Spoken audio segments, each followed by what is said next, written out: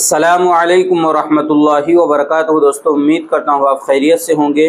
میں ہوں محمد مقصود قاسمی اور آپ دیکھ رہے ہیں باغ مدینہ یوٹیوب چینل۔ مرکزی حکومت نے وقف ایکٹ 2013 میں تقریباً 40 ترمیمات کے ساتھ نیا وقف ترمیمی بل 2024 پارلیمنٹ میں پیش کرنے جا رہی ہے۔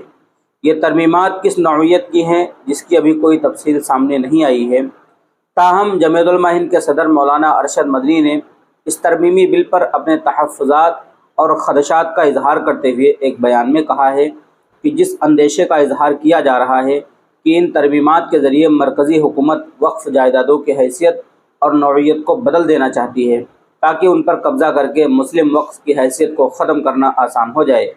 انہوں نے کہا کہ ہم ایسی کسی ترمیم کو جس سے وقف کی حیثیت اور واقف کی منشا بدل جائے ہرگز قبول نہیں کر سکتے۔ جمعیت علماء ہند یہ واضح کر دینا چاہتی ہے کہ وقف جائیدادیں مسلمانوں کے بزرگوں کے دیے ہوئے وہ عطیات ہیں جنہیں مذہبی اور مسلم خیرات کے کاموں کے لیے وقف کیا گیا ہے۔ حکومت نے بس انہیں ریگولیٹ کرنے کے لیے وقف ایکٹ بنایا ہے۔ جمعیت علماء ہند وقف ایکٹ 2013 میں کوئی ایسی تبدیلی جس سے وقف جائیدادوں کی حیثیت اور نوعیت بدل جائے یا اسے قبضہ کر لینا حکومت یا کسی فرد کے لیے آسان ہو جائے ہرگز قابل قبول نہیں ہے۔ اسی طرح وقف بورڈوں کے اختیارات کو کم یا محدود کرنے کو بھی ہم منظور نہیں کر سکتے۔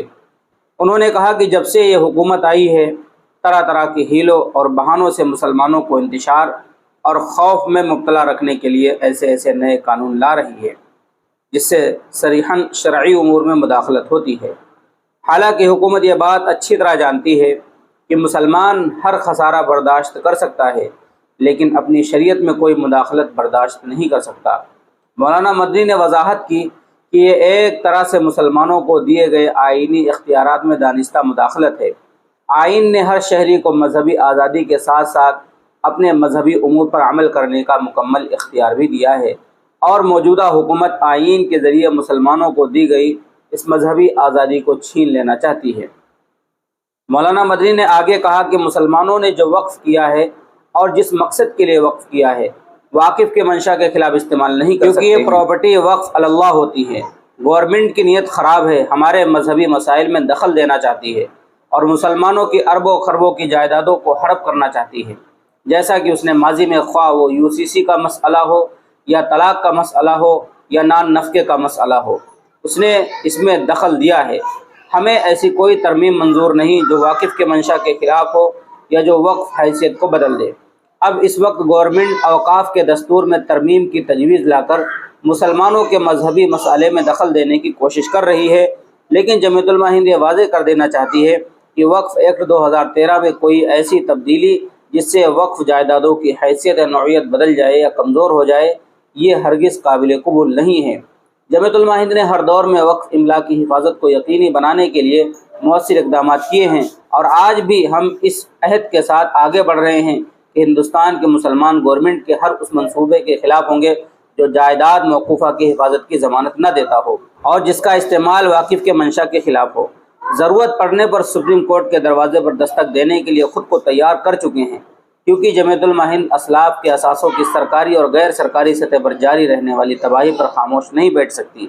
وقف کی شرعی حیثیت کو بیان کرتے ہوئے مولانا مدنی نے کہا کہ ہمیں یہ بات نہیں بھولنی چاہیے کہ شریعت اسلامی کے مطابق مذہبی فلاحی یا اسلام کے خیراتی مقاصد کو پورا کرنے کے لیے منقولہ یا غیر منقولہ جائیدادوں کے مستقل عطیے کا نام وقف ہے، جو ایک بار قائم ہونے کے بعد کبھی ختم نہیں ہو سکتا۔